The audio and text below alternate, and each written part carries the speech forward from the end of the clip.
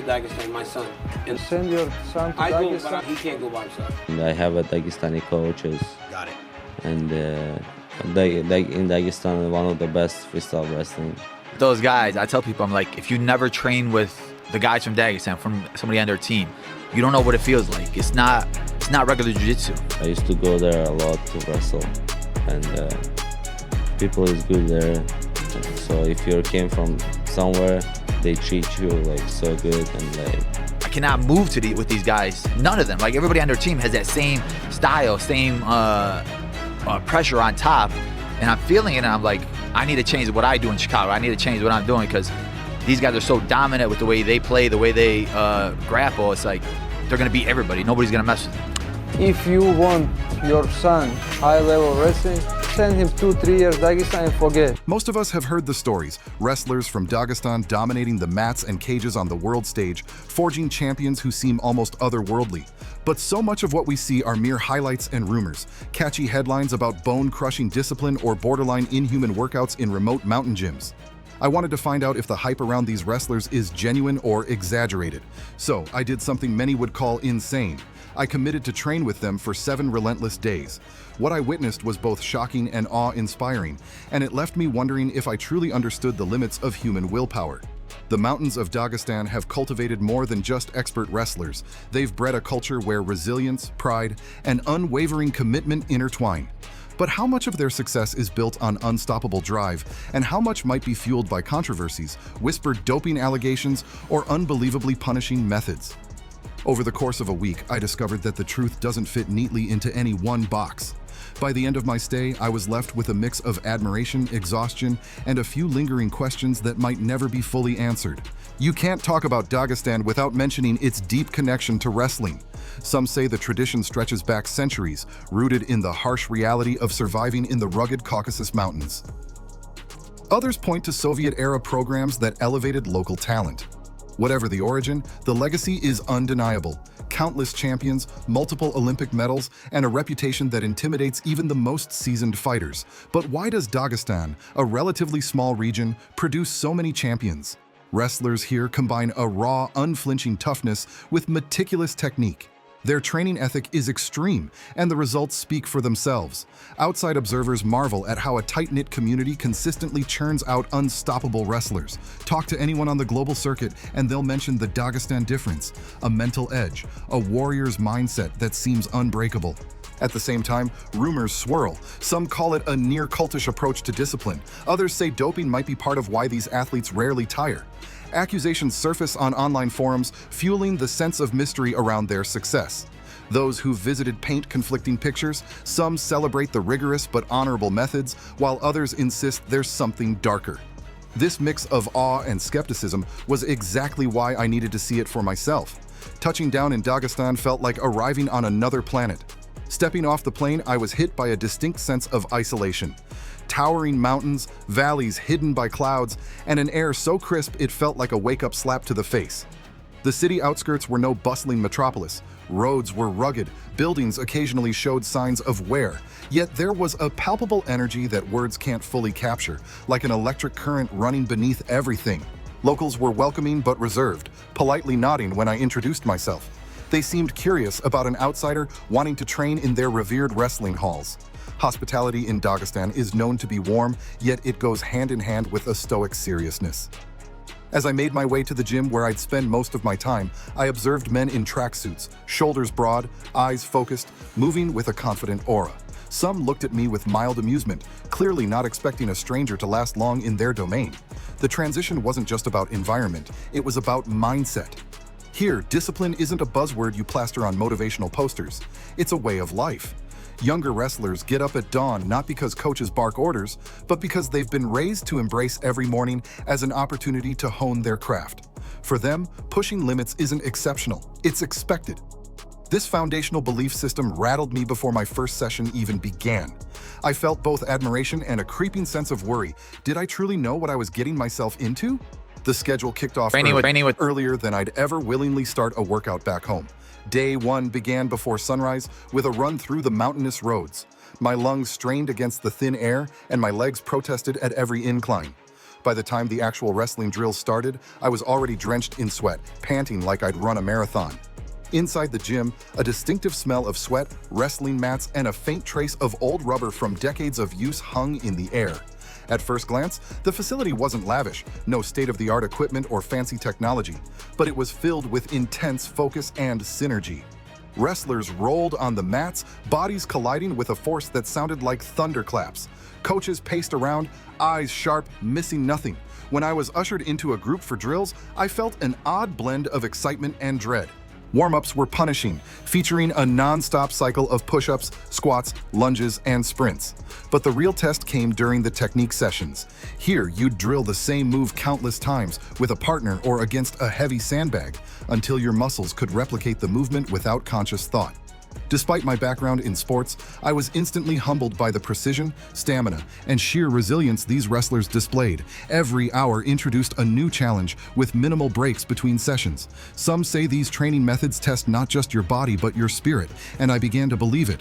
Whispers floated around the gym about doping, supplements that might give an unfair edge. It was the subject no one confirmed, but it lingered like an invisible presence in each conversation. No one openly admitted to anything, and whenever I probed the topic, I was met with polite deflections. Still, the severity of the workouts left me wondering whether raw human endurance alone could power such grueling schedules day after day. By the end of the second day, my entire body felt beaten. Yet I noticed something intriguing: the camaraderie among local wrestlers. A pat on the shoulder here, an encouraging nod there. It might not seem like much, but in such a demanding environment, those small gestures meant everything. Even so, the question nagged me. Were these men truly superhuman, or was there more to the story? Going into day 3, I felt both anxiety and curiosity. My legs had started cramping at night, and I worried about how I'd survive another round of punishing drills. But part of me also craved deeper insight into the controversies swirling around Dagestan's wrestling scene. Talking with a local coach, one who'd mentored several international champions, revealed a perspective I hadn't fully considered. He scoffed at the doping accusations, insisting that outsiders use those rumors as an excuse to downplay Dagestan's achievements. "We have pride in our methods," he stated firmly. "We push harder because it's part of our culture. Some can't handle it, so they spread rumors." However, I also met a former wrestler who claimed that not everyone follows the same moral code. He hinted that certain trainers might introduce questionable enhancements, especially to younger athletes chasing quick success. It's impossible to confirm every rumor in a short visit, but it became clear that the truth is neither entirely pure nor wholly tainted. Yes, there are allegations, some likely real, others possibly invented by rivals. Meanwhile, the daily grind continued, unrelenting. The wrestlers themselves rarely engaged in these debates, focusing instead on slamming each other onto the mats and perfecting their takedowns.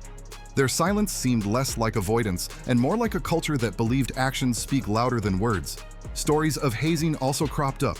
One rumor mentioned a new wrestler forced into harrowing tasks, like carrying a teammate on his back up a steep hill multiple times until he collapsed.